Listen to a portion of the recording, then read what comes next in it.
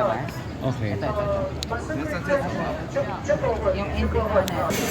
Ito, taro balls. Ito yung parang halo-halo dito. Okay. So, pwede siya mainit, pwedeng malamig. Tapos, yan yung isa sa mga delicacy dito. Nice. Tapos, so, nakabalo siya sa lumpia. Tapos, may shaved peanut. Tapos, may ice cream. Tapos, pwede din siyang lagyan ng cilantro. Okay. Ready to eat na. Tapos, beef turkey. May pahaba. Para siyang processed na yun.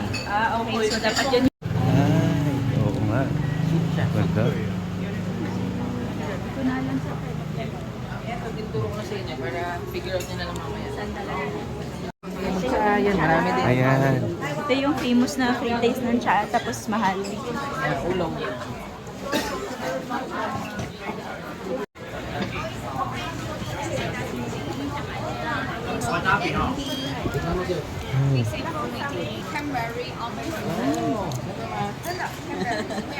But if you Cranberry. is for wasabi, Mm. cranberry, and salt, Pumpkin, sir. pumpkin. Pumpkin, okay. 10 entry lang. Kasi doon, nag-wild na hindi dito 200. Tapos isang pack niya, 200. Tapos 5 pieces din, libre isa. Parang Oo. ganun din, 500. Kanya lang medyo pricey. Kasi masarap siya. Saktong wasabi. Sarap. If ever nababalik kayo, number 6 yun. Thank you. Wasabi. I want wasabi and this one. Yeah.